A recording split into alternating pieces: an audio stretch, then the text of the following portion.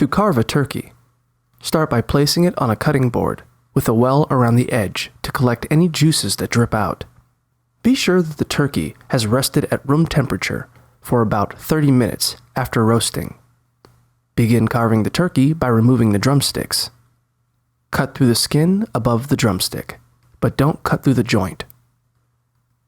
Hold the breast with one hand and the drumstick with the other, and push down on the drumstick until the joint pops. Use a sharp knife to cut between the joint and remove the drumstick. Repeat on the other side. Then, take a knife and cut away a little bit of skin from the neck end of the breast so you can see the meat. Locate the wishbone in the cavity with your finger and pull it out.